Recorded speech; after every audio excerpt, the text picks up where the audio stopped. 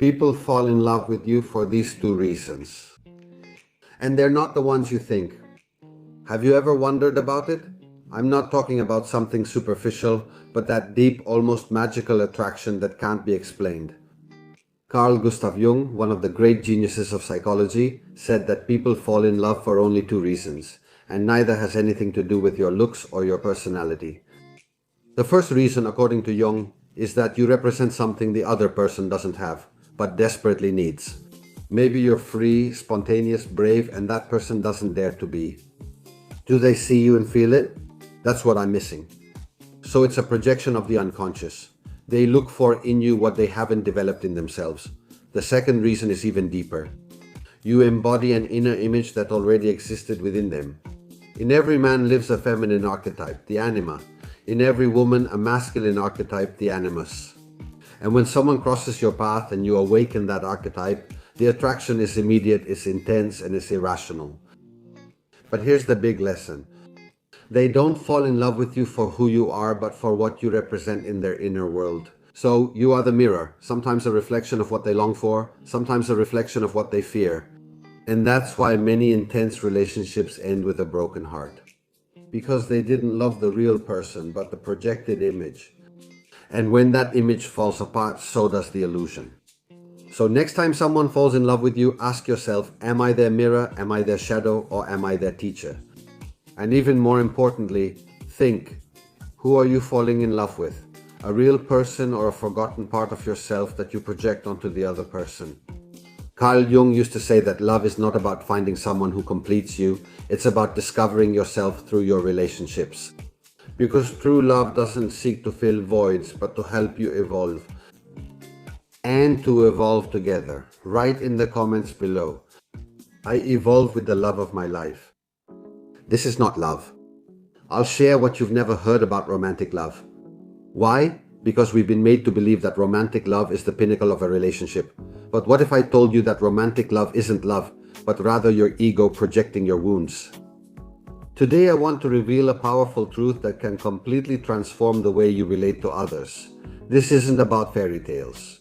This is about real love, growth, and awareness. Listen to this until the end, because you might stop repeating the same old pattern.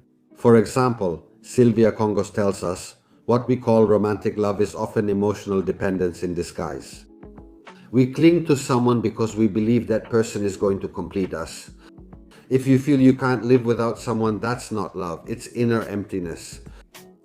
Enrique Corvera, for example, tells us something deeper than that. Romantic love is the unconscious projection of our unresolved emotional needs. Ever wonder why you're drawn to the same type of people? The unconscious simply repeats, it doesn't judge. It repeats stories, emotions, and unresolved dynamics with your father or your mother. And it does this looking for one thing, hoping that you heal. So what do we do with romantic love? We idealize, we expect the other person to make us happy, to value us, to not leave us. But that expectation only brings frustration and resentment because the other person can never give you what you aren't giving yourself. Conscious love, on the other hand, doesn't need to control or change the other person. It doesn't demand, it doesn't punish. True love begins when you stop projecting and start observing yourself. When you're with someone, not so they can save you, but so you can grow together. Accept their light, yes, but also their shadow. And make sure they've worked on themselves a bit so their shadow isn't so big or so overwhelming. As Enrique Corvera says, a partner is a treasure because without the other person you couldn't truly know yourself. So stop looking for your other half. You are already a complete being. And when two complete people meet, dependence doesn't arise, freedom does. This is true love, the kind that is born from respect, friendship, and commitment to oneself. Now tell me, are you willing to stop repeating the same relationship patterns and start loving consciously? Two people who are growing will be able to change and move forward. So write in the comments, I choose conscious love. And if you know someone who needs to hear this, share it. It will do them a lot of good. How can you emotionally detach from someone and regain your power? Have you ever felt that no matter how hard you try, you just can't let go of that person who keeps occupying your mind, your emotions, and your energy? You know the relationship isn't healthy, that it causes you more pain than peace, but just one word, one memory, or one image is enough to fall back into the same emotional whirlwind. If this has happened to you, you're not alone. Today I'm going to show you why it's so hard to emotionally detach from someone and how to start on the path to true detachment. A path that doesn't mean no longer loving, but rather regaining your inner freedom. Why is it so hard to let go? Emotional attachment has deep roots. It's not just about missing someone. Many times that person takes the place of something we feel is missing within ourselves. We project security, love, or validation onto the other person. It's also possible that we're idealizing them, seeing them as perfect or irreplaceable. And on top of that, our mind, to protect us, invents a story. For example, without that person, I can't be happy. So, the result is that we end up trapped in a cycle of dependence. Intense highs when that person gives us attention and painful lows when they pull away. But the truth is this: you have the power over your emotions, not the other person. This is key for emotional detachment. Detachment doesn't mean coldness, but emotional maturity. Here are 4 powerful steps. 1. Recognize your projection. Ask yourself, what am I really looking for in this person? Is it love or just filling a void? This questioning is the beginning of detachment. 2. Stop idealizing them. See him as a real human being with flaws and limitations. He is not a magical figure nor the only source of your happiness. 3. Reconnect with yourself. Discover who you are outside of the relationship. Take up your passions, projects, hobbies again. Learn to enjoy your own company. 4. Practice self-compassion. Letting go is neither easy nor quick. There will be ups and downs. Don't punish yourself. Don't judge yourself. Every step you take is an act of self-love. Emotionally detaching is not about losing someone. It's about reclaiming yourself, making space in your heart for new opportunities, new relationships, and above all, a deeper connection with yourself. Remember, true detachment is not about saying I don't feel anything anymore, but about saying I choose my peace, I choose my freedom, and I choose to love myself enough not to depend on anyone else to be happy. Now tell me in the comments, which of these 4 steps will you start today? Write it down, because by declaring it, that's the first step to making it real and it sticks more in your mind. 5 clear signs that a woman is not interested in you. I'm going to tell you something that many men really need to hear right away. Let's see. When a woman is interested in you, it's obvious. And when she's not, it's also obvious. Here are 5 clear signs that a woman isn't really interested in you, even if you want to think she is. But she's not. Sign number 1. She's more focused on her phone than you. If she looks at her phone, replies to messages, or seems distracted when with you, it's not shyness, it's a lack of connection with you. Interest brings presence. That's sign 2. In these cases, you have to keep in mind that the woman might reply sporadically and without any intention of continuing the conversation. She also sends short messages, without questions, with no follow-through. And it gets to a point where you don't know what to talk about, because she doesn't keep the conversation going. She doesn't give you anything to work with, because she doesn't try either. 2 people can't have a conversation if one isn't interested. Effort shows interest. That's sign 3. He doesn't give you nicknames, doesn't create an emotional bond, or call you funny names to make communication easier. Nicknames, jokes, that's interest. Shared references are natural ways to create a connection. If that's not there, usually there's no emotional involvement. Sign number 4. He only reaches out to vent, not to share. He calls you to tell you about his problems, but not to ask about your life, your plans, or your ideas. I mean, this also shows that there's not much interest, not much emotional presence. That means you're not an option, you're just emotional support. And she leans on you because she can, because you've allowed her to. Sign number 5. She neither tries to see you nor accepts your invitations. There are always excuses. She cancels on you at the last minute. There's never any initiative, and the chances to meet up just never come up. When someone wants to see you, they find the time. Listen to this carefully. A woman's lack of interest can't be fixed by insisting. You achieve it by stepping back. Attraction is born from respect, not from chasing. Now tell me in the comments, which of these signs has happened to you the most? And remember this: don't chase attention. Become someone who chooses themselves. Write the following phrase in the comments so that by writing it, you connect better with the message of this video, which is, I choose myself and I stop chasing those who don't choose me. Three things that make you less attractive to women. Today I'm going to tell you something that almost no one dares to say. And that explains why many men don't generate attraction, even if they're good, even if they're polite, even if they have good intentions. First thing, not being authentic. When you try too hard to be liked, when you filter what you say, when you act differently depending on who's in front of you, women notice it instantly. You can't afford not to be authentic. Many times we're not authentic because we're afraid of rejection. We want to be liked. But attraction is born when you're natural, not perfect, when you're real. If you're not yourself, there can't be chemistry. Who would you connect with? The role you're pretending to play. Second thing, lack of decisiveness. Doubting all the time, saying, I don't know, whatever you want, whatever you prefer. That's not kindness, that's a lack of direction. Women are attracted to men who take initiative, who make choices, who take a stand. Even if they make mistakes sometimes, indecision conveys insecurity. And insecurity kills a woman's desire. Insecurity extinguishes attraction. Third thing, fear of rejection. When you speak out of fear, when you're worried about the consequences of everything you say, you don't show yourself naturally and authentically. You're asking for permission to exist. When you adapt yourself so as not to bother others, you're asking for permission to exist. The problem isn't rejection. The problem is living your life trying to avoid it. An attractive man doesn't need to be liked by every woman. He puts himself out there and calmly accepts the outcome. If you're afraid of rejection, life will be harder in everything you do. Many times we don't understand why we are rejected. Well, insecurity is not the absence of fear, it's acting despite the fear. And now tell me and write the following phrase in the comments. Today I choose to be authentic and determined. It's also not good for you to be too anxious or insistent. It's also not good for you to have low self-esteem or to excessively idealize the other person.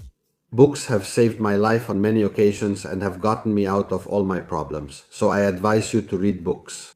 Starting with mine, of course, Manual de Riqueza Consciente, which gives you simple and easy instructions to live each year better than the last. See you soon. 6 questions to build a real connection with the woman you like. If you've ever gone blank while talking to a woman, it's likely because you don't know what to ask, not because you lack things to say. Also, when you're trying to get to know someone new, it's more normal to get nervous and freeze up. Well, it's not about impressing, it's about truly connecting from the heart. The best conversations don't come from brilliant lines, they come from genuine curiosity. When you feel that the woman in front of you is very attractive, it's much easier to get stuck. Therefore, a little mental preparation beforehand that doesn't go against who you naturally are can be helpful. It's normal to be nervous. And if some relationships have gone badly for you in the past, you might even feel a lot of fear. Here are 6 simple questions that create connection and depth, help you see if there's real compatibility, and open your heart a little more. 1. You can ask, what is a typical day for you like? Better than what do you do for a living? It shows you their lifestyle, their pace, their energy. 2. What are you most passionate about right now? People relax, open up, and reveal their true selves when discussing what they love. 3. What did you like most about the place where you grew up? This connects him to his story, childhood, and emotional roots. Avoid going overboard with these questions. You want to be his partner, not his therapist. 4. Do you like to travel, or is there any place you would love to go right now? This question reveals what moves his heart in life through travel. How do you like to spend weekends? Here you find out if your lifestyles match or if you are on very different paths. 6. What would you like to learn or improve at this stage? This question shows maturity, self-awareness, and a growth mindset. Don't throw these questions out like they're a test, like it's a police interrogation. You have to relax, you have to listen carefully, go deeper, and also share something about yourself. Connection means feeling comfortable being yourself, not interrogating. When you ask from a place of presence and authenticity, you don't need to impress. Connection happens on its own. By practicing active listening, you'll feel truly attentive, and remembering what she said 2 weeks later will impress her. Right below. I prefer real conversations over impressing someone, especially trying to impress someone by being fake. 3 mistakes that make you feel weak as a man and almost no one warns you about. Look, many men believe that insecurity appears because they're missing something.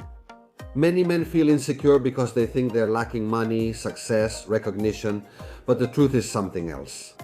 Insecurity appears when you move away from who you are. Today I'll tell you 3 silent mistakes that destroy your inner strength and your attractiveness. And they destroy it without you even realizing it. So pay attention to what I'm about to tell you. Mistake number 1. Living while waiting for external validation. You think you'll be better and have a better situation when you earn more, when you have a partner, when you achieve this or that. This leaves you trapped in the future, in a situation you don't have yet. And a man who is not present loses his center.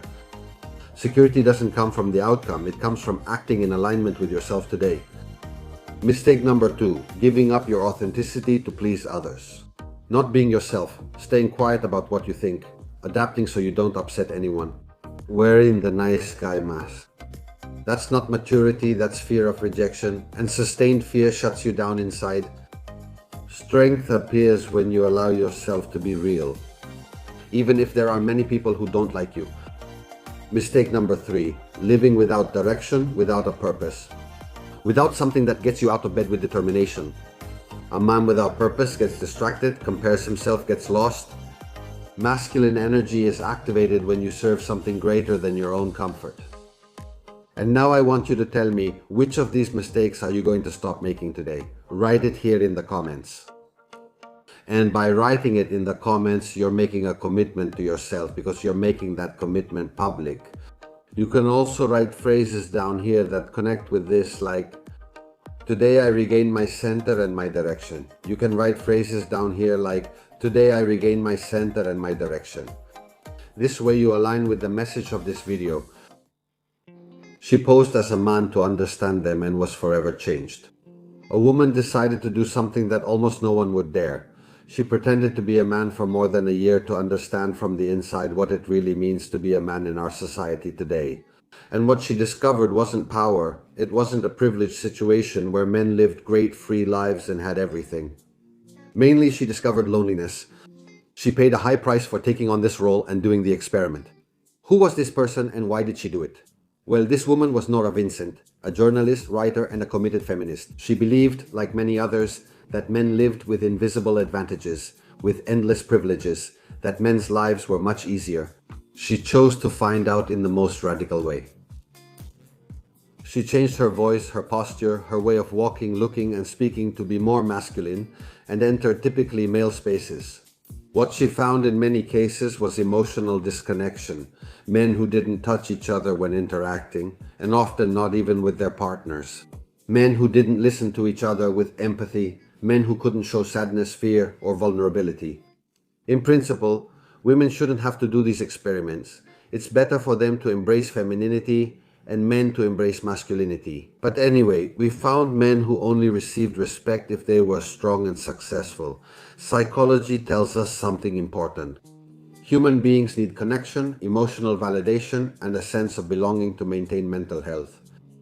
But many men grow up with a very clear mandate, and sometimes it's a bit off from what's actually good for us.